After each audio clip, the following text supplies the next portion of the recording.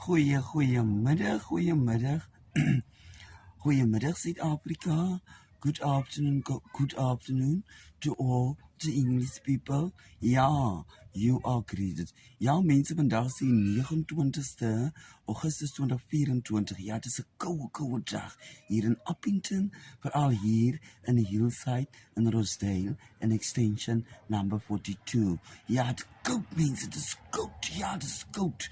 Ja, maar, kom eens los daar. Ja, jij, ik praat nog met jou. Volgende praat ik over die politiestatiese dienst. Ja, alright. Maar nou, jij, ik praat met jou.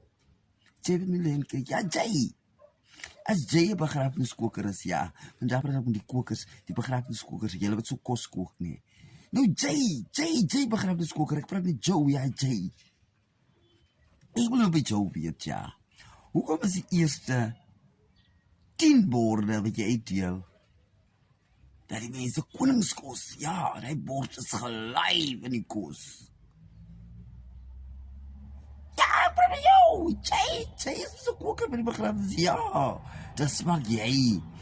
Soos, jy is jou geld, en jy was 'n polishouer. Ja, ek praat met Joe die koker, ek praat met Joe, ja, jy weet, jy is liever by begrafeniskook. Nou praat ek met Joe, ja, jy. Hoe is die eerste 10 borde altyd die beste borde? Jo, nou kom jy hier by die laastes. As jy nie aan brandsels kry nie, dan word gesê die kos het klaar geword. Maar nou verstaan ek nie, ja, ek verstaan totaal al niks nou verstaan ek, jy, koker, jy, ek praat met Joe. As jy begrafeniskoker is, ja, ek praat met Joe, jy. Nou verstaan ek nie. Ek verstaan nie. Ek verstaan aksie. En die arme kindertjies. Die kinderen dan net so vroeg môre opgestaan soos ek, wat 'n groot mens is, ja.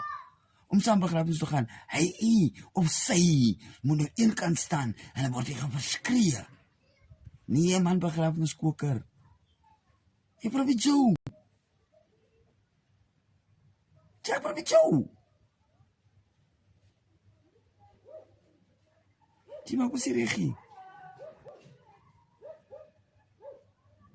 Skep die kos. As staan sy man in lyn hier te staan op laaste. Skep hom op bordkos. Nou moet hy altyd laaste staan. En is altyd 'n gewagger in 'n lyn by 'n begrafenis.